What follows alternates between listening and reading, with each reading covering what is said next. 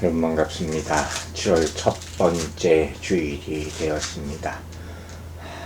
시간이 아무리 흐르고 어려움이 있다 할지라도 복음의 선포는 계속됩니다. 우리는 십자가의 복음에 대한 말씀을 계속 듣고 있습니다. 베드로는 예수님을 죽인 혐의로 유대 지도자들을 고발합니다. 세상을 향해서. 또 다시 한번 예수 그리스도께서 죽음에서 부활하셨다는 것을 당당하게 천명합니다. 세상을 향해서. 사랑하는 여러분, 교회는 세상에 무엇을 전해야 합니까? 바로 우리가 들은 바 있습니다. 너희가 죽인 예수를 하나님이 살리시고 복음입니다. 전하십시오. 이것만이 살 길이요 이것만이 세상을 살릴 길임을 잊지 마시기 바랍니다. 그런데 여기서 우리는 한 가지 중요한 사실을 짚고 넘어가야 할 필요가 있습니다. 그것은 이 모든 일의 주체가 누구겠습니까? 바로 하나님이시라 하는 사실을 잊지 말아야 합니다. 즉 하나님만 구원을 주실 수 있습니다. 아멘입니까? 오늘 이 시대를 살아가는 모든 사람이 반드시 듣고 받아들여야 될 그런 말씀인 줄로 믿습니다. 물론 오늘 우리가 들을 이 말씀도 모두가 이 진리 아래에 놓여 있음을 명심하시기 바랍니다. 자, 이제 그가 살리신 이유가 구체적으로 나오기 시작합니다. 오늘 본 말씀 사도행전 5장 31절 말씀 읽도록 하겠습니다. 이스라엘에게 회개함과 죄사함을 주시려고 그를 오른손으로 높이사 임금과 구주로 삼으셨느니라. 아멘. 사도들에 따르면 우리 조상 하나님이 하신 두 가지 엄청난 사건이 있습니다. 첫 번째는 살리시고, 그리고 또 한 가지는 높이셨다 하는 말씀입니다. 살리시고가 부활을 의미한다면 높이시고는 승천을 의미하는 것으로서 하나님의 오른손, 즉 하나님의 권세, 하나님의 능력, 권능, 이것을 상징하는 그 힘과 능력으로, 즉 하나님이 능력과 권세로서 예수 그리스도를 승천하게 하셨다 하는 말씀이 되는 것입니다. 그리고 그 결과, 그 승천의 결과가 뭐라고 본문이 얘기합니까? 예수 그리스도를 임금과 구주로 만드셨다. 아멘. 자, 오늘 말씀의 핵심이 바로 여기에 담겨져 있습니다. 여기서 우리는 베드로가 예수님을 특이하게 부르는 것을 보게 됩니다. 베드로는 두 번째 설교에서 예수님을 생명의 주 이렇게 불렀습니다. 기억하십니까? 사도행전 3장 15절 말씀을 보겠습니다. 생명의 주를 죽였도다. 그러나 하나님이 죽은 자 가운데서 그를 살리셨으니 우리가 이 일의 증인이라. 아멘. 그런데 오늘 본문에서는 뭐라고 부른다고요? 임금과 구주 이렇게 표현하고 있습니다. 자, 이게 무슨 의미일까요? 먼저 구주라는 호칭을 생각해 봅시다. 여러분, 구주라는 호칭은 영어로 Savior입니다. 글자 그대로 구세주를 말합니다. 낯설지 않은 그런 호칭이죠. 자, 여기서 질문을 한 가지 하겠습니다. 여러분, 예수 그리스도는 여러분에게 구주가 되십니까? 아멘입니까? 조금도 지체 없이 답하시기를 바랍니다. 그렇다면 또 한 가지 질문을 덧붙입니다. 그분은 여러분에게 어떤 구주가 되십니까? 그냥 구세주예요 말고 그것을 여러분이 신앙 고백처럼, 즉 우리가 전능하사 천지를 만드신 하나님 아버지 이렇게 고백하는 것처럼 그 구주에 대해서 여러분이 어떻게 설명할 수가 있습니까? 여러분의 구원은 어떻게 이루어졌습니까? 기억하십니까? 설명할 수 있게 되기 바라 주의 이름으로 축원합니다. 여러분, 성경에는 예수님에 대한 호칭이 많이 나타납니다. 그 가운데 저는 두 말씀을 오늘 인용을 하겠습니다. 특별한 말씀이기 때문에. 히브리서 2장 10절 먼저 봅시다.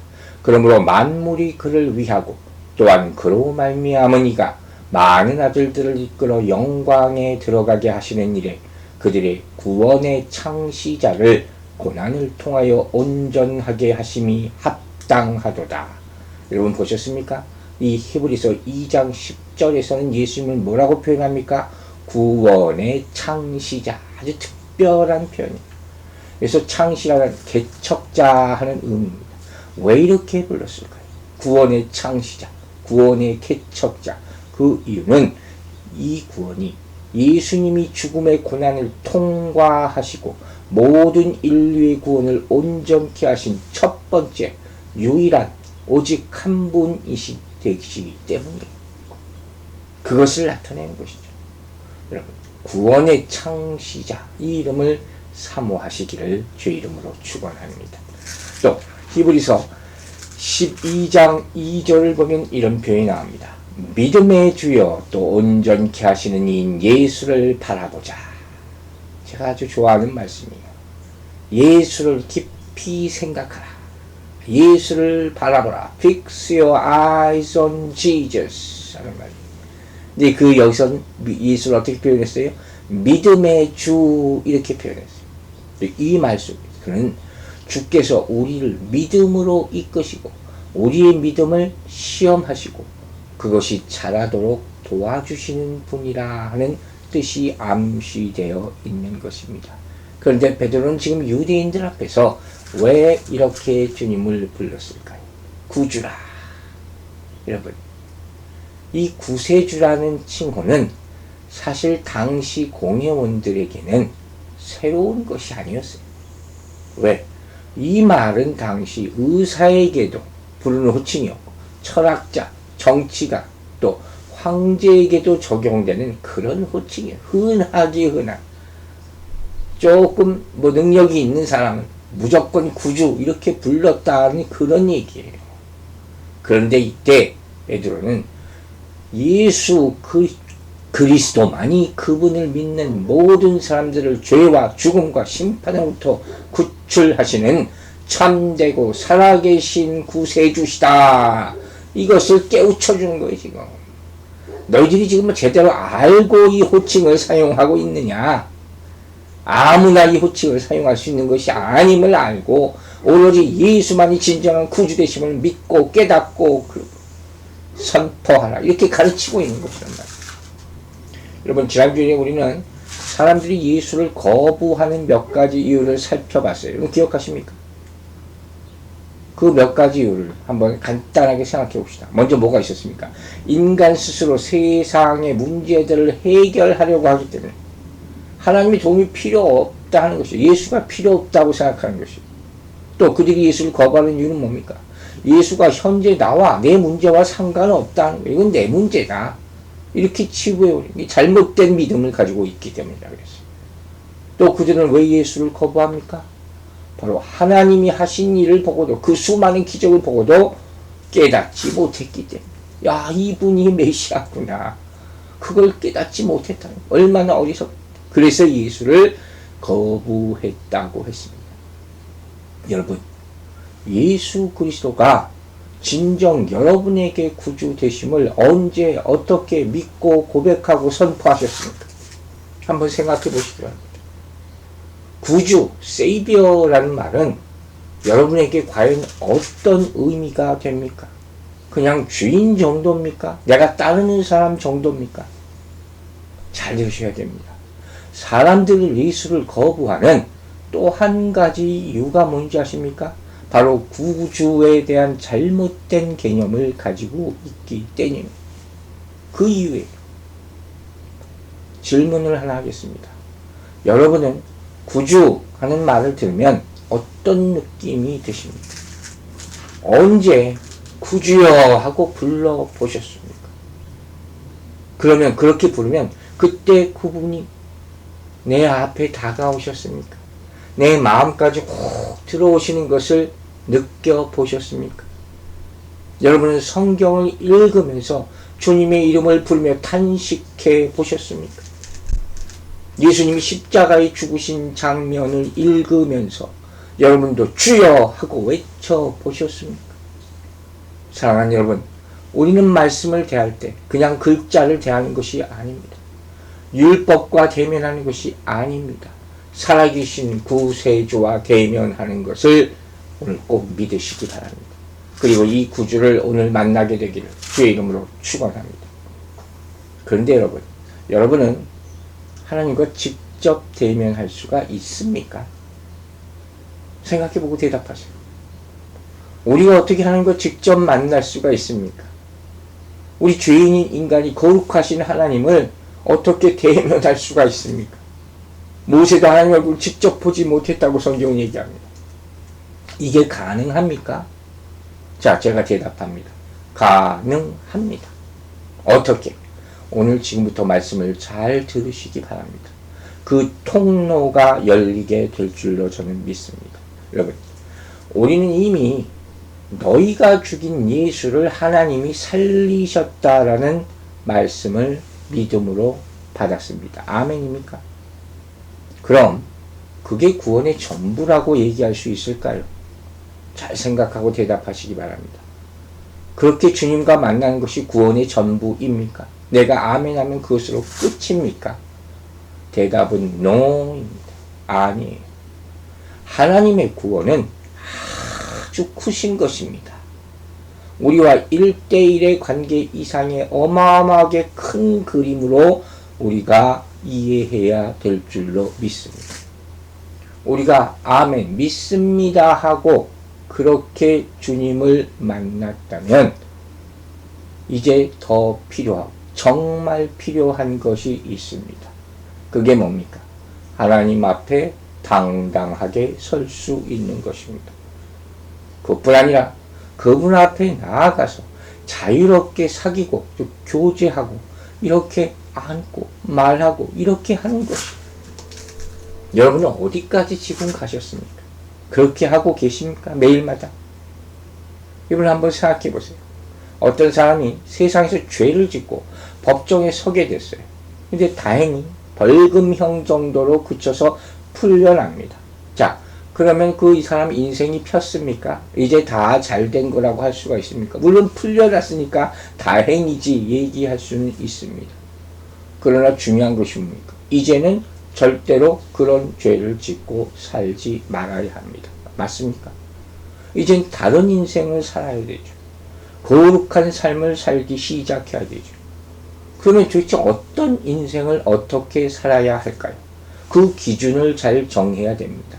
그 기준이 누구라고요? 예수 그리스도 구주가 되시는 것이에요. 그러면 또 한 가지를 생각해 보시기 바랍니다. 그럼 내가 이제부터 이렇게 살아야지, 거룩한 삶을 살아야지, 착한 인생을 살아야지, 그러면 그렇게 살 수 있게 됩니까? 저절로? 이게 나 혼자서 그렇게 할 수 있는 일입니까? No, 그렇게 못합니다.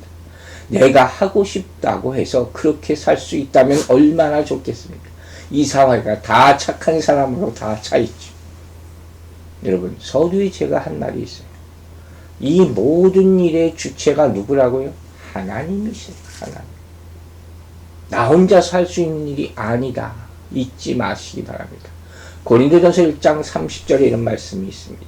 너희는 하나님으로부터 나서 그리스도 예수 안에 있고 예수는 하나님으로부터 나와서 우리에게 지혜와 의로움과 거룩함과 구원함이 되셨으니 아멘. 참 귀한 말씀이죠. 여러분, 우리의 구원이 어떻게 이루어지는지 잘 들으시기 바랍니다. 우리는 먼저 주를 바라봐야 됩니다. 주를 믿어야, 구주로 믿어야 됩니다. 아멘입니까? 왜 그렇다고 성경은 분명히 얘기합니까? 사도행전 4장 12절을 봅시다. 다른 이로는 구원을 받을 수 없나니 천하 사람 중에 구원받을 만한 다른 이름을 우리에게 주신 일이 없음이라 하였더라. 아멘. 분명히 성경이 얘기합니다. 다른 구원의 길은 없습니다. 아멘 하시기 바랍니다. 예수 그리스도는 모든 인류, 우리의 완전한 구주 되심을 믿으시기 바랍니다. 그런데 우리가 이렇게 아멘으로 주님 앞에 나아갈 때 주님께서 하시는 일이 있습니다. 우리가 할 일이 있고 주님이 하시는 일이 있다는 거예요. 자, 고린도전서 1장 30절을 다시 생각해 봅시다. 예수님께서 우리를 위하여 하신 일이 분명히 나와 있습니다. 그게 무엇입니까? 우리에게 지혜와 의로움과 거룩함과 구원함이 되셨으니 찾으셨습니까? 그분은 우리를 의롭다 하셨습니다. 그게 칭의라는 말입니다. 받으셨습니까? 받으시기 바랍니다. 여러분, 왜 이게 필요합니까? 우리가 그냥 아멘 하면 다 끝나는 것 아닙니까? 믿음으로 말미암아 구원받는다. 분명히 성경이 이렇게 얘기하지 않습니까? 왜 의롭다 하심을 우리가 받아야 합니다. 자, 이 얘기를 들어보시기 바랍니다. 여러분, 우리는 주님께 용서받고 죄사함 받고 이렇게 다 했어도 참 이상해요. 자꾸 주님께 도망치려고 해요. 그렇게 막 다가가질 못해요. 정말 많은 분들. 한 번 죄를 지으면 감히 하나님을 마주 볼 수가 없게 됩니다. 그 죄성이 있어요. 그래서 그분 앞에 당당하게 서라 했는데 그러질 못해요. 사귀는 것 꿈도 못 꿉니다. 왜? 성령이 깨닫게 하시는 우리 죄의 모습 때문이에요. 또 사단이 자꾸 얘기합니다. 네 모습 이대로 어떻게 하나님을 만날 수 있을 것 같으니. 맞죠? 그래서 이것만, 이 모습으로만 안 된다. 한 단계가 더 올라가야 된다는 것이죠. 즉, 하나님과 진정한 사귐과 교제를 누리려면 우리도 어떻게 해야 돼요? 의로워져야 한다 하는 것입니다. 믿습니까? 왜? 하나님이 의로우신 분이기 때문에. 이해가 가십니까? 여러분, 두 사람이 사귀려면 서로 닮은 데가 있어야 하는 거예요. 그렇지 않습니까? 동질성이 있어야 되는 거예요. 통해야 되는 것이에요. 이것을 성경이 분명히 이렇게 구별 지어줍니다. 자, 그것이 고린도 후서 6장 15절 말씀이에요. 그리스도와 벨리알이 어찌 조하느냐? 믿는 자와 믿지 않는 자가 어찌 상관하며 나와 있잖아요. 안 된단 말이에요. 만날 수가 없단 말이에요. 세상이 사랑, 용서 이런 것만 피상적으로 아무리 부르짖고 얘기해도 칭의를 생각하지 않으면 안 돼요. 현대 교인들은 이 의미를 몰라요. 사랑이 다 해결해 줄 수 있는 천만의 말씀. 하나님의 공의가 있어요. 심판은 공의로 하시는 거예요. 그러므로 반드시 그분의 의가, 그분의 의로움이 나에게 전가되어야 한다는 사실을 잊지 마시기 바랍니다. 지금 제자는 이 말씀을 전하고 있는 거예요. 의로워져야 할 이유. 당신이 생각하는 구주가 하시는 일이 무엇인지 아느냐? 당신들은 아무나 구주라고 하는데 그게 정말 구주인가? 생각해보라. 그건 구주가 아니다. 그분의 의로움을 우리가 받아들여야 된다. 그걸 할 수 있는 분이 진정한 구주 되신다. 여러분, 바울이 안디옥에서 복음을 선포합니다. 사도행전 13장 39절 말씀 봅니다. 또 모세의 율법으로 너희가 의롭다 하심을 얻지 못하던 모든 일에도 이 사람을 힘입어 믿는 자마다 의롭다 하심을 얻는 이것이다. 아멘. 무슨 말인지 아시겠죠?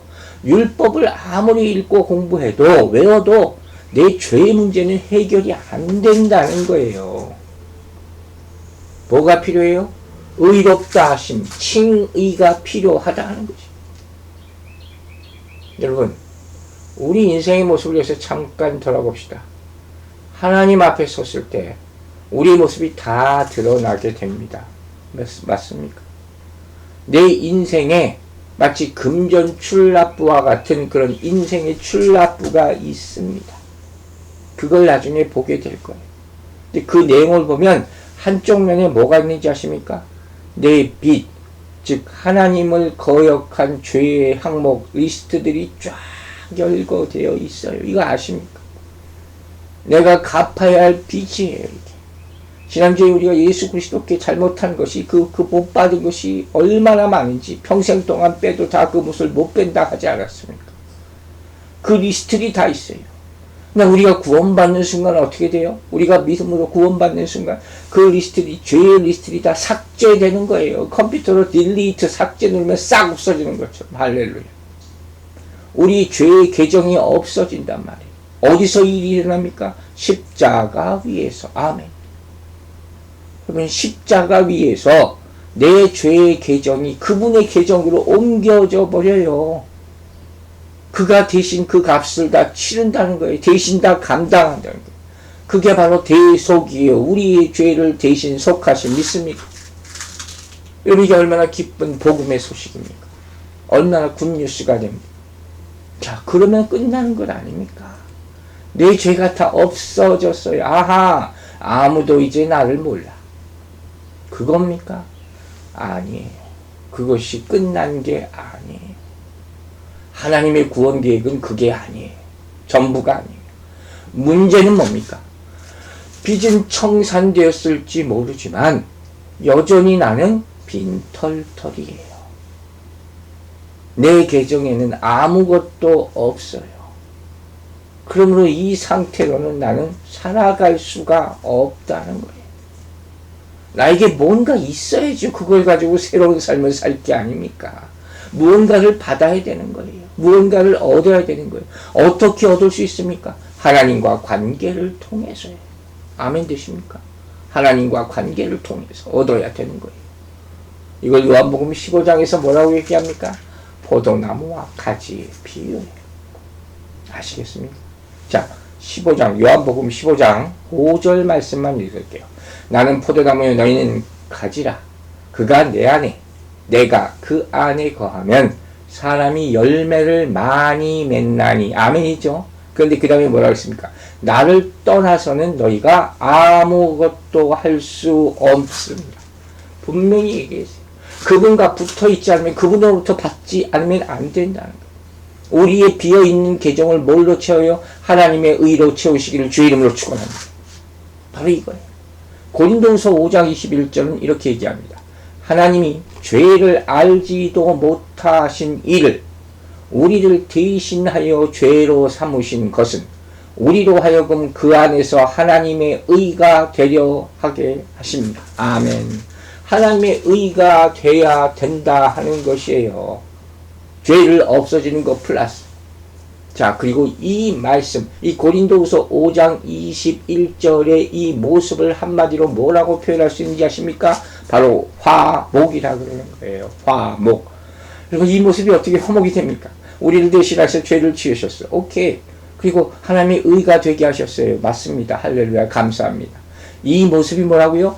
화목이에요. 왜 제가 이렇게 말씀드릴 수 있느냐? 바로 그 전의 말씀, 즉 고린도후서 5장 20절이 그렇게 설명하고 있기 때문에 5장 20절 보세요. 그러므로 우리가 그리스도를 대신하여 사신이 되어 하나님이 우리를 통하여 너희를 권면하시는 것 같이 그리스도를 대신하여 간청하노니 너희는 하나님과 화목하라. 아멘. 보세요. 우리를 그리스도를 대신하여 사신이 됐다. 우리가 사신했어요. 이건 메신저가 됐다는 거예요. 이 말씀을 사도행전은 뭐라고 표현합니까? 증인이 됐다. 이렇게 표현한 것이 같은 말. 이때 뭐가 필요합니까? 증인으로 살려면 생명의 말씀이 필요할 줄로 믿습니다. 그리고 이 말씀을 얻기 위해서 어떻게 해야 된다고요? 우린 주님 앞에 나아가 주님을 바라봐야 된다 하는 것입니다. 믿으시면 아멘 하시기 바랍니다. 사랑하는 여러분, 다시 한번 묻습니다. 예수 그리스도가 여러분의 구세주가 되십니까? 아직도 구원의 확신이 혹시 없은 분이 있습니까? 지금 이 시간 구세주 되신 예수를 바라보시기 바랍니다. 그분께서 모든 필요를 공급해 주시고 여러분에게 힘과 능력과 지혜를 주시고 승리를 주실 줄로 믿습니다. 마귀의 모든 일을 무의로 돌리게 하시는 우리 주 예수 그리스도를 바라보고 찬양하게 되기를 주의 이름으로 축원합니다. 자, 두 번째, 베드로는 예수를 구주라 이렇게 부르고 또 뭐라고 부른다 했습니까? 임금이라. 참 특이한 표현을 여기서 한 가지 보게 됩니다. 임금이라는 뜻부터 합시다. 임금이라는 표현은 어떤 의미를 가지고 있느냐? 창시자, 통치자, 지도자, 그리고 개척자라는 의미도 가지고 있습니다. 여러분 머릿속에 기억하고 있으시기 바랍니다. 아주 다양한 뜻이 있어요. 이 오늘날 사람들이 잘 생각하지 않는 그런 개념이에요. 익숙하지 않죠. 왜? 현대는 임금이 어디 있습니까? 뭐 군주제도 하는 몇몇 나라 빼놓고는 임금이란 말, 왕이라는 말 쓰지도 않죠. 그 제도가 다 사라지지 않았습니까? 그렇다면 지금 베드로는 왜 이런 단어를 사용했을까요? 왜 임금이다? 예수 그리스도는 임금이다. 물론 한글 성경이 그렇게 나와 있지만 왜 이런 표현을 썼을까요? 이건 절대로 어렵지 않습니다. 자, 보세요. 우리가 지금 이 모습을 다시 한번 상상해 보세요. 지금 사도들의 상대가 누구라고 그랬어요? 바로 산헤드린 공회원, 유대 지도자들. 이들은 뭘 의미합니까? 세상의 권력, 왕을 의미하는 거예요. 그들과 대항하고 있는 것이 지금 사도들입니다. 아시겠죠? 사도행전 5장 29절에서 뭐라고 표현했죠? 사람보다 하나님을 순종하는 것이 마땅하느니라. 왜? 하나님이 임금 되시기 때문에. 하나님이 예수를 임금과 구주로 삼으셨기 때문에. 아멘입니까? 즉 이건 무슨 소리냐? 베드로가 무슨 얘기를 하고 있는 거냐? 우리의 임금은 당신들이 섬기는 로마 황제가 아닙니다. 이 얘기를 깨우쳐주는 거예요. 유대인들에게도 지금 왜 당신들이 로마 황제의 말을 듣습니까? 하나님, 하늘의 임금의 말을 들어야 되는 것이죠. 여러분, 우리는 예수님을 생각할 때 가장 먼저 구세주를 떠올립니다. 제가 성경 공부할 때마다 예수 그리스도는 누구십니까? 그러면 구세주, 정답이라고 했어요. 근데 오늘 본문을 보면서 한 가지 오늘 우리는 더 생각해야 될 게 생겼습니다. 그게 뭡니까? 지금 이 시대, 우리가 사는 이 시대는 우리가 주님을 뭐라고? 모든 인류의 왕으로 선포해야 할 때라는 것이에요. 믿으시면 아멘 하시기 바랍니다. 왜 그렇습니까? 세상이 이 사실을 알지 못하고 세상의 왕, 즉 사단의 권세, 권력에 굴복하고 살고 있기 때문에. 아시겠습니까? 이 말씀이 현대를 사는 우리에게 정말 필요한 말씀이라는 거예요. 깨닫고 선포하시라는 거예요. 자, 요한복음 1장 49절을 보면 아주 특별한 말씀이 하나 나와요. 나다니엘이 대답하되 랍비여 당신은 하나님의 아들이시오 당신은 이스라엘의 임금이로소이다. 여러분 나다니엘 들어보셨죠? 성경에는 사실 나다니엘이라는 사람에 대해서 설명이 거의 안 나옵니다. 한두 번 정도. 그런데 우리가 이 사람을 기억해야 될 이유가 한 가지 있다면 뭐겠습니까? 바로 예수 그리스도, 예수님을 이스라엘의 임금 되신다고 신앙 고백했기 때문입니다. 이 예수를 이스라엘의 임금이라고 고백한 사람으로 나다니엘을 기억하시기 바랍니다. 여러분, 예수님은 이 땅의 통치자 되십니다. 창조 때부터 예수님 살아생전에도 그리고 지금도 이 모든 인류의 통치자, 임금 되심을 믿으시기 바랍니다. 또 임금이라는 뜻에 마지막으로 제가 언급한 게 뭔지 기억하십니까? 개척자라는 뜻이 있어요. 여러분 상상해 보세요. 좀 낯설죠? 임금, 개척자. 그런데 옛날 역사를 보면 이 뜻이 충분히 타당합니다. 즉 당시 왕은 뭘 하냐면 전쟁하는 사람이에요. 전쟁에서 싸워 이겨서 지위를 유지하고 땅을 영토를 확장하고 이게 왕이, 이게 임금의 권위예요. 그 징기스칸 같은 사람이 나타나는 것이죠. 정복자, 개척자. 그런 의미를 가진 것이 임금이란 말이에요. 자, 봅시다. 그러면 지금 현재 살아있는 권력, 산헤드린 공회원들. 이 사람은 개척자들입니까? 아닙니까? 아니지. 절대로 이 사람들은 그런 것에 관심이 없는 사람들입니다. 이들의 관심은 오로지 뭡니까? 자기의 기득권을 보호하고 현상을 유지하는 것. 이것뿐이었어요. 그런데 생명의 개척자 되시는 예수께서는 우리를 구원하기 위해서 하늘 보좌를 버리시고 이 땅에 오셔서 낮아지심으로 십자가를 지시고 부활하심으로 우리에게 새로운 생명을 얻게 하셨음을 믿으시기 바랍니다. 이게 바로 생명의 개척자인 것입니다. 아멘 되십니까? 그러므로 우리가 임금 되시는 예수의 이름을 부르며 나아갈 때 모든 사단의 공격을 물리칠 수 있게 될 줄로 믿습니다. 여러분 제가 왜 이 말씀을 드리겠습니까? 우리는 지금 새로운 길을 가야 할 시점에 놓여 있습니다.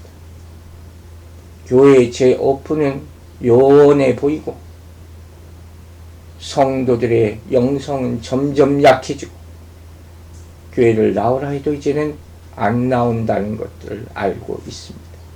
이때 살 길은 아브라함과 같은 믿음으로 새로운 길을 개척하는 것뿐입니다. 그리고 그때 임금 되시는 예수 그리스도의 이름을 선포하며 나아가게 되기를 주의 이름으로 축원합니다. 자, 이와 같이 복음은 개인적인 메시지, 구세주, 나의 구세주 이것뿐만 아니라 온 인류를 위한 것입니다. 온 인류의 임금 되시는 예수 그리스도. 이것을 선포하는 것이. 복음은 하나님이 그 아들을 임금으로 높이셨다 하는 것을 선포하는 것입니다. 그리고 이 말씀은 오늘 우리에게도 또 한 가지 적용되는 말씀이 있습니다. 무엇이냐? 여러분, 이제 곧 얼마 있으면 11월 되면 미국 대통령 선거가 열리게 됩니다. 자, 저는 이때야말로 그분이 세상의 임금임을 선포해야 될 때라고 믿습니다. 왜? 이 세상의 임금은 누구인지 사람들이 모르기 때문에. 즉, 누가 진정한 통치자인가? 성경들 교회 앞에서 쇼하는 사람이 세상의 통치자가 아니라 그 앞에서 무릎 꿇고 회개하는 사람이 하나님이 임명하신 진정한 통치자라. 이걸 알아야 되는 거예요. 여러분, 제가 옛날에 몇 번 얘기한 적이 있어요. 이스라엘 수상이 미국 의회에 와서 뭐라 그랬는지 아십니까? 아브라함과 이삭과 야곱의 하나님을 믿는 이스라엘. 이런 얘기를 하고 갔어요. 대단하지 않습니까? 진짜 세상의 왕이 누구입니까? 이걸 밝힐 수 있게 되기를 바랍니다.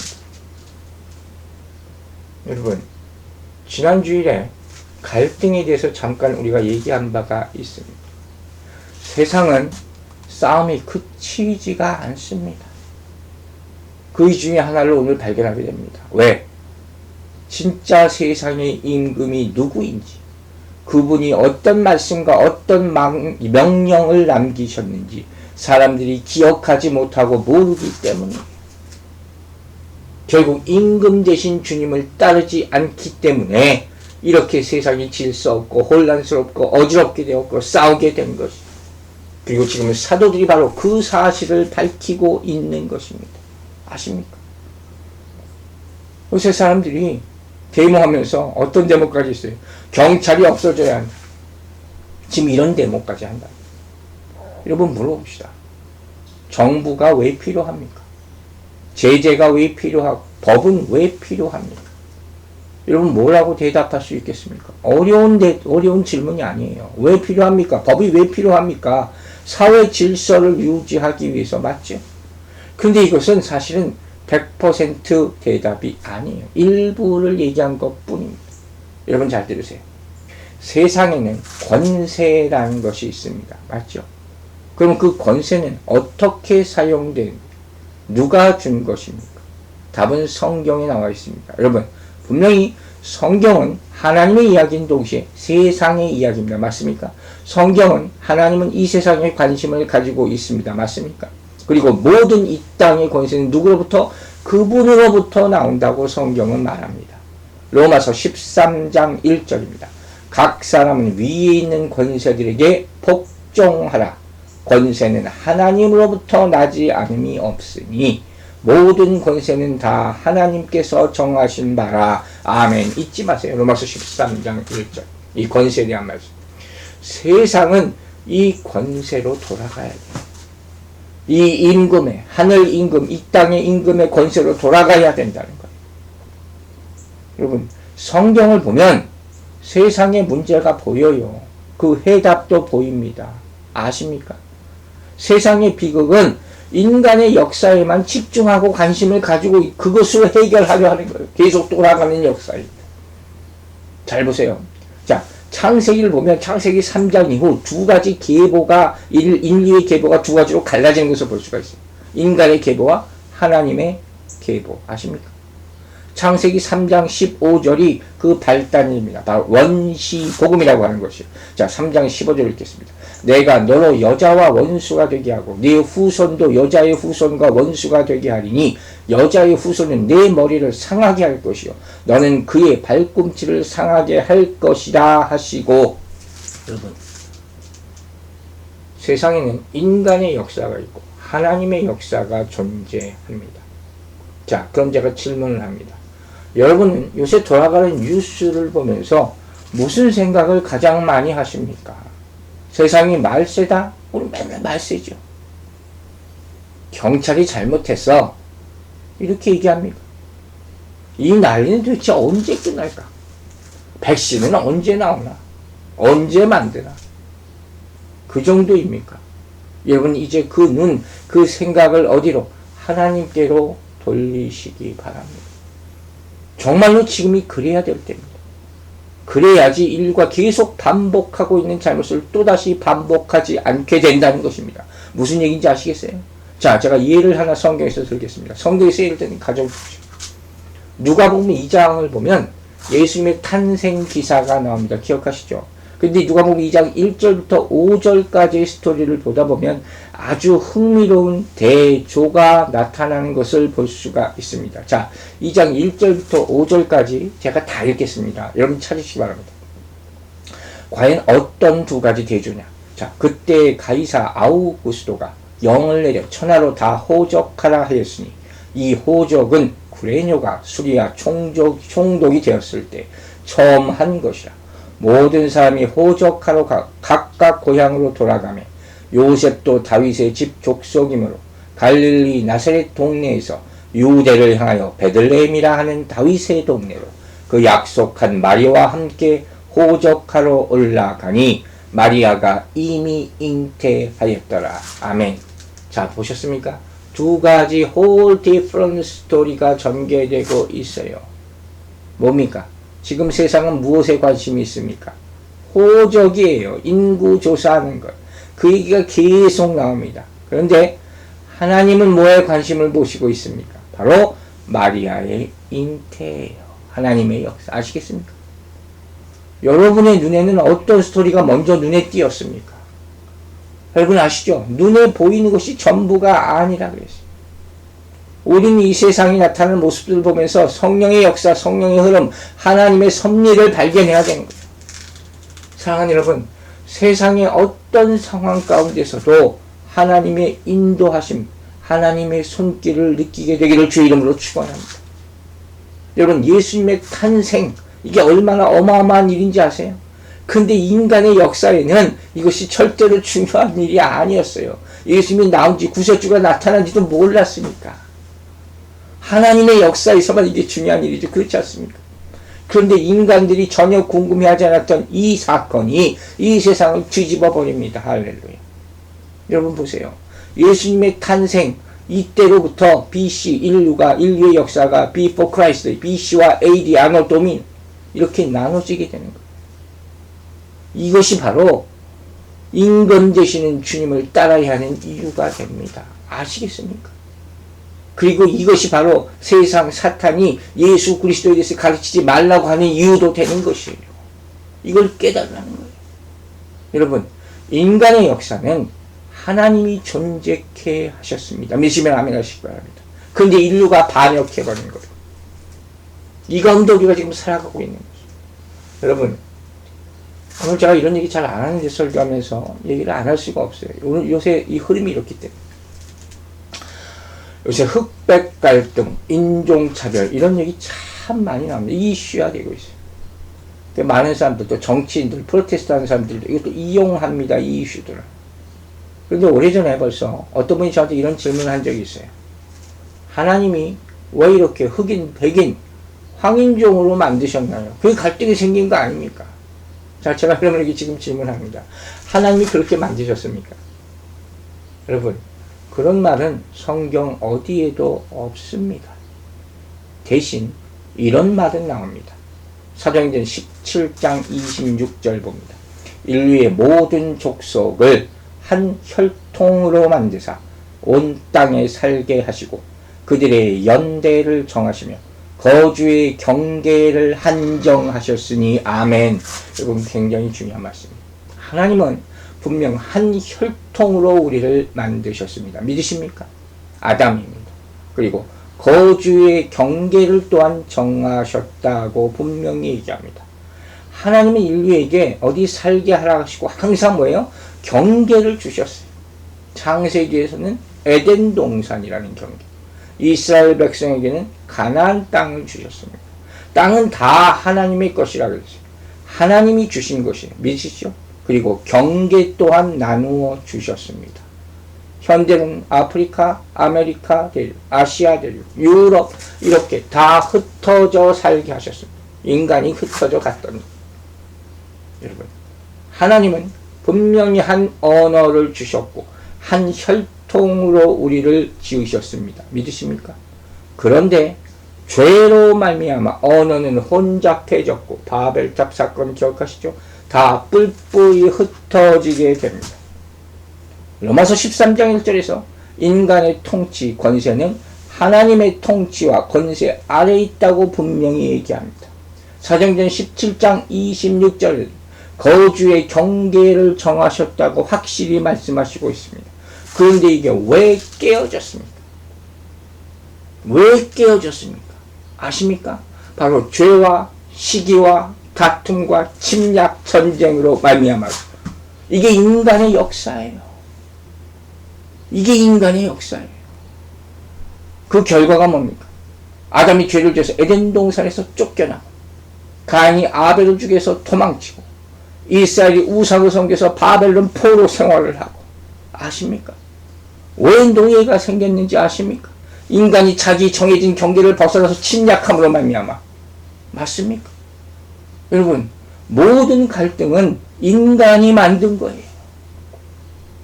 이걸 알아야 돼요. 요새 레이시즘이라는 말이 다시 나옵니다. 인종주의, 인종차별이라는 말이에요. 여러분, 인종 사이 이 말은 유전자적 우열이 있어서 그런 말미암아 멸시와 박해와 차별을 하는, 이게 레이시즘이에요. 여러분, 우리 한국 사람들도 이게 차별 많이 하는지 아십니까? 예를 들어 중국 사람은 뭐라고 그럽니까? 떼놈이라 불러요. 그죠? 일본 사람들 뭐라고 합니까? 쪽발이라고 불러요. 영어 쓰는 민족들은 영어를 쓰지 못하는 사람들에게 이 나라에서 나가라고 얘기합니다. 영어만 쓰라고 얘기합니다.